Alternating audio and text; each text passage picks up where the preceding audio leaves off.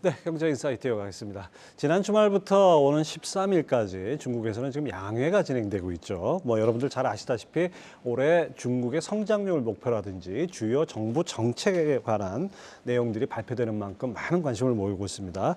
특히 중국 리오프닝 관련해서 이 중국 양회를 눈여겨보시는 분들이 많은데요. 오늘 그래서 중국경제금융연구소 전병서 소장님 그리고 KB증권의 박수현 신흥시장 팀장님 모시고 중국 양회 관련한 얘기 나눠보겠습니다. 어서 오십시오. 안녕하십니까? 안녕하십니까? 예. 자, 먼저 이 전 소장님, 이번 양회의 총평과 키워드를 한번 요약을 해주신다면. 기대는 많이 이제 밋밋했다. 밋밋했다. 특징 아무것도 없었다. 그리고 봐야 되는 것은 이제 중국은 입으로는 안정을 얘기를 했는데요. 그 안을 자세히 들었다면 성장에 목을 걸었다. 그렇게 얘기할 수 있을 것 같습니다.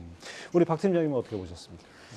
기대했던 부양책이 조금 미진한 부분이 있었던 것 같습니다. 지금은 리스크 안정, 그러니까 앞으로 리오프닝에 대한 어떤 기대감들은 하반기에 좀 더 저희가 가져갈 수는 있겠지만 좀 더 중국이 신경 써야 되는 부분에 리스크에 조금 초점을 맞춘 게 아닌가 이렇게 좀 보여집니다. 네, 중국 당국에서도 불확실성 얘기 한참 하고 하는 거 보니까 우리나라 정부나 미국 정부나 별 차이가 없는 것 같은데요.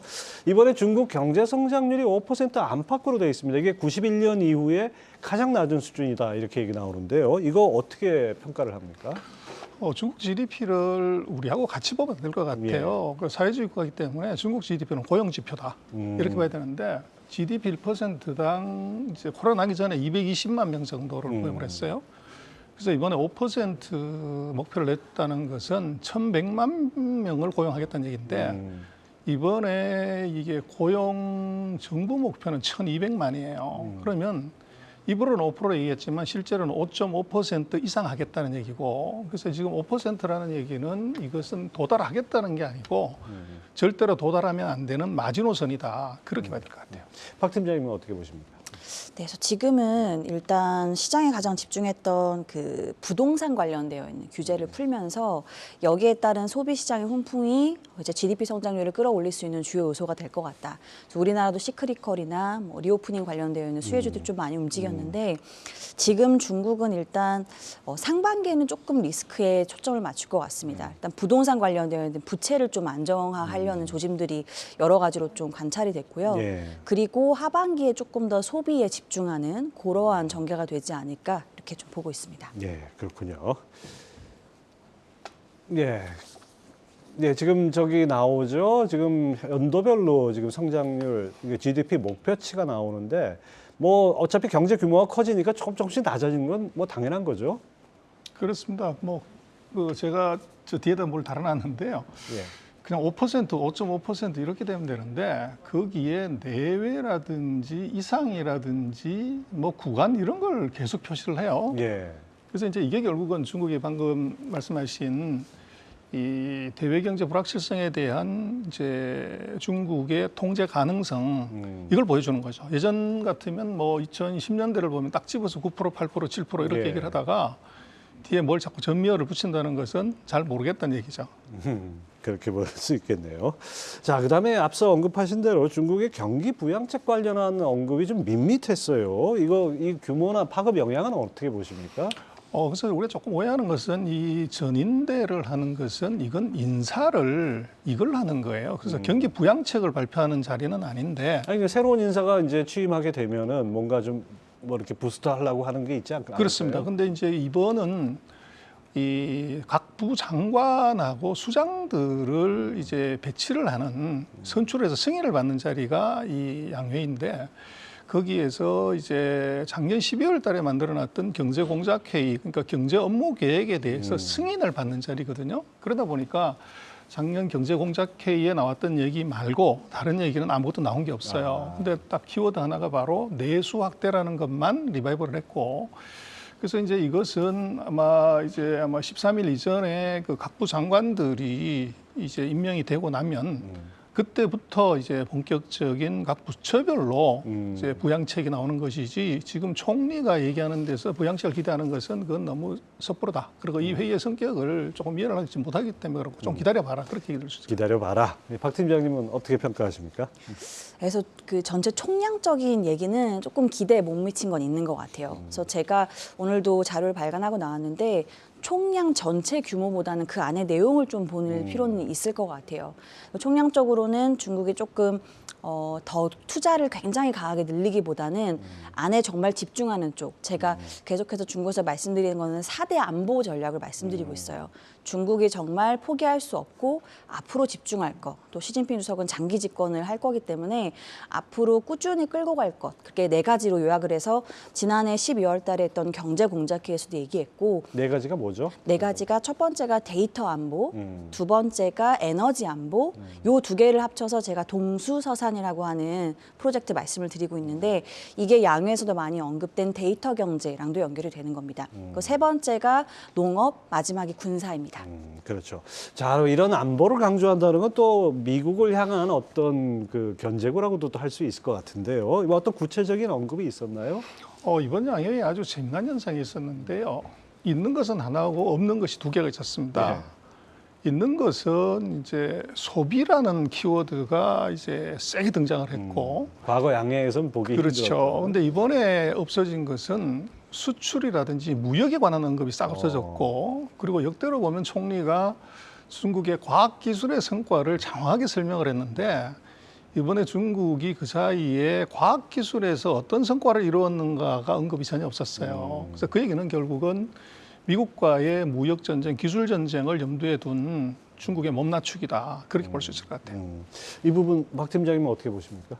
그래서 중국이 여러 가지 측면에서 전체 총량적인 규모를 좀 생각보다 기대에 미치지 못했던 부분을 정말 선택과 집중을 어디를 할 건지 그 부분이 말씀 주신 미국과의 패권을 다투는 핵심적인 분야인 것 같다라는 것들을 제가 좀 많이 느꼈고요. 거기에서 핵심이 4대 안보를 말씀드렸지만 어쨌든 군사 관련된 국방비도 많이 늘렸고 네. 그래서 중국이 전략적으로 외환 보유고도 미국 국채 비중을 계속 줄이고요. 네. 금 보유량도 늘리고 있어요. 그래서 이거는 큰 전략적인 방향성이 패권에서 정말 중국이 앞으로 나아가야 되는 집중해야 되는 방향들을 조금 더 집중해서 이야기를 했다라고 볼 수 있고 그게 이제 데이터 안보와 저는 사실은 에너지 안보가 조금 더 집중적으로 전개가 되지 않을까 이렇게 보고 있습니다. 하여튼 미국과의 갈등에서 여러 가지 부분에서 앞으로 중국의 변화가 예상이 됩니다. 또 이번 양회에서 또 특징이 전인대의 그 멤버들 중에 빅테크 기업 거물들이 대거 퇴장하고 그다음에 반면에 반도체 등 이 첨단 산업 수장들이 대거 포함이 됐어요. 이건 어떤 의미로 해석이 됩니까? 그래서 전인대는 아니고요. 정협이라는 기구가 정협이요. 있습니다. 근데 그 정협은 의결 기구가 아니고 그냥 자문 기구입니다. 근데 과거에는 이제 아리바바나 탄센트 같은 이제 플랫폼 기업의 CEO들이 많이 들어왔는데 이 사람들 인기가 만료가 됐어요, 지난번에. 그래서 이번에는 중국이 자기네가 잘하는 것들을 자랑하려고 인선을 한 것 같아요. 그래서 중국이 세계에서 1등하는 게 지금 전기차거든요. 그렇죠. 그리고 두 번째가 우리가 그 핸드폰 기업으로는 우리 삼성이 1등이지만 생산량이나 판매량을 국가별로 보면 중국 1등이에요. 그러다 보니까 전기차하고 스마트폰 관련되는 CEO들을 대거 이제 등장을 시켰고 그리고 이제 반도체 관련되는 기업들의 CEO를 한 2명 정도로 올려놨는데요. 이것은 우리도 살아있다. 반도체가 중국에서 완전히 미국의 봉쇄로 죽었다고 이렇게 많이 인지를 하는데 그게 아니다. 이런 걸 이제 보여주려고 그런 포석을 한 거 아닌가 싶습니다. 중국의 반도체가 뭐 상당히 좀 제동이 걸렸다. 반도체 국위가 이런 얘기들 많았는데 박 팀장님 보시기에는 어땠습니까? 이 변화? 네, 사실은 이 슈퍼컴퓨터에 들어가는 고사양 반도체 같은 것들은 중국이 아직 진출을 못했고 상당 기간 시간이 걸릴 것 같은데요. 미국이 상대적으로 신경 쓰지 않는 좀 저사양의 이쪽은 중국이 예를 들어 IGBT나 이런 건 전기차에 들어가는 반도체 칩이거든요. 아니면 가전에 들어가거나 이런 것들은 잘 만들고 있는 상황입니다. 그래서 기존에 잘하던 것들은 앞으로 더 강화할 것이고 그리고 앞으로 진출을 해야 되는 쪽도 우리가 이러한 가이던스를 두고 있다. 여기서야 이런 인선들에서 조금 힌트를 얻어볼 수 있지 않을까 이런 생각을 가지고 있습니다. 자, 그다음에 또 우리가 빼놓을 수 없는 게 중국은 이제 부동산 비중이 상당히 높습니다. 이번에 부동산 정책 방향에 대한 내용은 아직 뭐 구체적으로 밝혀진 건 아니지만은 어떻게 전망을 하십니까? 최근 3년간 그 정부 업무 보고에서 부동산은 악의 축이었어요. 그래서 빈부격차의 주범이고 어떻게 보면 물가 상승 투기의 주범이다 이렇게 정의를 했다가 이번에 홀랑 바꾼 것은 부동산 경기가 이게 중요하다 이렇게 살짝 표현을 바꿨어요. 그래서 이거는 뭐 심플하게 보면은 방금 말씀하신 것처럼 이게 부동산을 부양하지 않고서 이게 내수를 확대한다는 것은 넌센스죠. 그렇죠. 그런데 부동산을 이제 부양을 했을 때 따라오는 게 한꺼번에 5개가 있죠. 철강하고 시멘트, 가전, 가구, 그리고 음식료. 그래서 한 5개 산업이 한꺼번에 따라오기 때문에 중국이 이번에 내수 부양을 한다고 잡았다 놨다고 그러면 부동산 경기 부양은 필수다. 그래서 이번에 이제 세게 언급을 한 거 아닌가 싶습니다. 그렇죠. 뭐 당장 뭐 부동산 대책, 부양책이 막 나온다 이건 아니더라도 소비를 강조했다는 건 결국 부동산 경기를 살린다 이렇게 봐도 되겠죠? 그래서 조금 지켜봐야 될 부분이 우리가 부동산 경기를 중국 바라볼 때 4가지 단어로 중국이 주로 많이 표현을 하는데 방주불초라는 단어를 많이 썼어요. 뭐 이게 뜻인가요? 부동산은 거주용이지 이 투기용이 아니다. 이걸 가지고 투자 대상으로 바라보지 마라. 요 단어가 어떻게 쓰였는지를 좀 보는 게 중요한데 아쉽게도 요번에 요 단어가 계속 포함이 되긴 했어요. 요걸 어떤 회의에선 빼고 어떤 회의에선 넣어주고 그래서 기조의 좀 강도를 좀 파악할 수가 있는데 그래서 이거를 사실 말씀 주신 소비랑 연결해서 보려면 이게 부동산을 아예 안 풀고는 불가능한 건 맞습니다. 그래서 제 생각엔 부동산을 전체를 구성하는 요 요소 중에서 사실 통화 정책을 또 바라볼 수가 있는데 예. 금리를 내리지 않고 금리를 내리면 이 부동산 관련되어 있는 여러 가지 지원책이 나왔을 때 같이 불이 너무 심하게 붙을 수 있기 때문에 상대적으로 금리 인하는 좀 보류하고 나머지로 조금 여기에서 기여를 고려하지 않을까 이렇게 생각을 좀 가지고 있습니다. 예, 그렇습니다.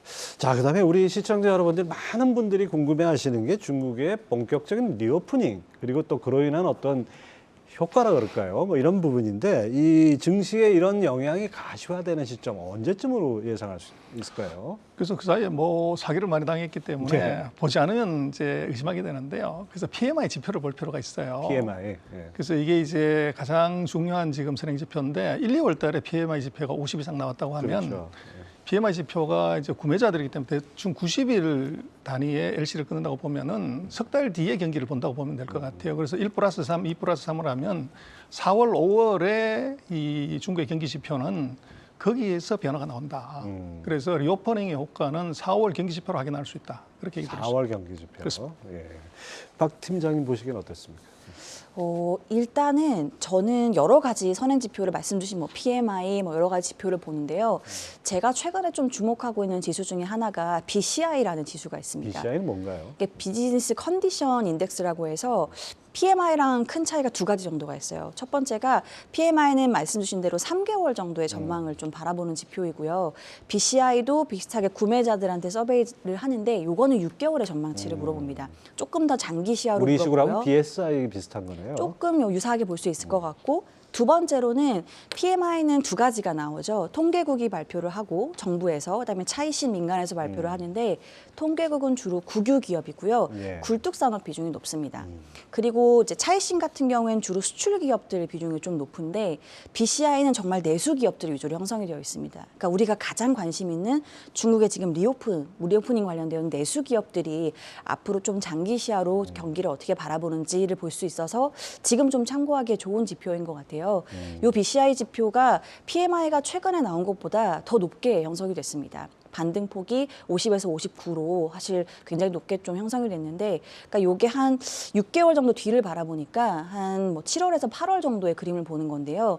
그러니까 3개월도 사실 긍정적이지만 중장기적으로 조금 더 하반기를 바라봤을 때 조금 더 긍정적이라는 것들이 확인이 되는 거라 앞으로 중국 경기에 대한 이런 기대감들은 충분히 현실화될 수 있는 구간인 게 아닌가. 그래서 하반기에 조금 더 저는 소비 관련되어 있는 모멘텀들이 내수 기업들 위주로 써봐야 하니까 좀 더 좋지 않을까 이렇게 바라보고 있습니다. 아무튼 중국 경기도 뭐 상저하고가 되나요? 뭐 그렇게 변하는 것 같은데 소장님, 그 중국이 리오프닝을 하고 경기가 살아나더라도 과거처럼 우리 경제와의 어떤 그 밀접도라 그럴까요? 이런 부분은 과거보다 좀 많이 좀 완화되지 않았습니까? 그러니까 중국의 경기가 살아나는 것이 바로 우리한테 혜택이 온다. 이 비중이 많이 떨어지지 않았나 싶은데요. 그래서 그 효과는 뭐 50%에서 한 70% 정도로 봐야 될 것 같아요. 맥스 70%, 미니 한 50%. 그래서 뭐 기대감을 크게 갖는 것보다는 오히려 투자가 입장에서는 중국의 경기가 좋아지는 종목을 바로 사면 되는 것이지 한국이 한 단계 건너서 과거에 비해서 영향력이 많이 떨어진 거를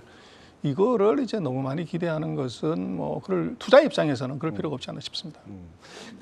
박 팀장님, 그 중국이 이렇게 경기가 살아난다 그러면 이게 양면성이 있지 않습니까? 하나는 우리 경제나 글로벌 경제에 어떻게 보면 좀 돌파구가 되는 긍정적인 효과가 있고 또 한편으로는 어떤 원자재 수요나 이런 것 때문에 인플레를 계속 온전시키는 이런 문제가 있지 않을까? 어느 쪽이 더 클까요? 그 양회에서 좀 저희가 한 가지 장점과 단점을 꼽을 수 있을 것 같아요. 그래서 먼저 좋은 것부터 말씀드리면 말씀 주신 것처럼 중국의 이런 부양책이나 여러 가지 정책 기조가 강화되면서 중국에서 강한 이런 글로벌에서 인플레 일으킬 수 있는 원자재 수요를 끌어올리키는 단계로 갈 것인가. 그거는 좀 아닐 가능성이 높아진 것 같아요. 그렇지만 여러 가지 뭐 GDP 성장률도 그렇고 재정 적자율도 컨센서스만큼 나온 거지 이 숫자가 결코 굉장히 낮은 건 아닙니다. 그렇기 때문에 중국발로 이 경기가 개선되면서 여기서의 어떤 긍정적인 에너지들을 우리가 받을 수 있는 영향들은 충분히 있는 것 같아요. 그래서 지금은 사실 중국발로 나타날 수 있는 글로벌 인플레 인상의 우려는 많이 낮아진 것 같고 중국의 자연스럽게 올라오는 이 경기 개선은 누릴 수 있는 이런 구간에 좀 들어온 것 같다. 이렇게 보여집니다. 그러면 양회 이후에 어떤 업종을 좀 주목을 해야 될까요?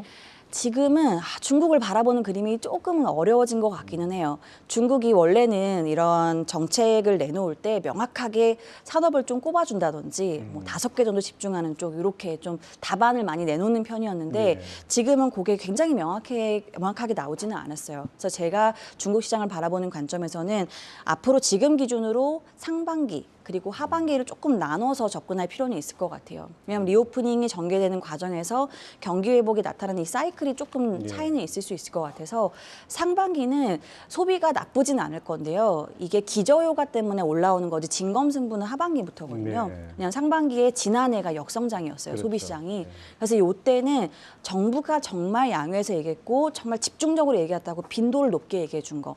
이게 결국엔 데이터 경제에 관련되어 있는 부분인데 통신 섹터나 IT 텍에서 특히나 이제 하드웨어나 소프트웨어 이런 쪽에 중국 기업들이 오늘도 그렇고 좀 괜찮은 흐름을 보이고 있는데 이쪽에 좀 양호할 것 같고요.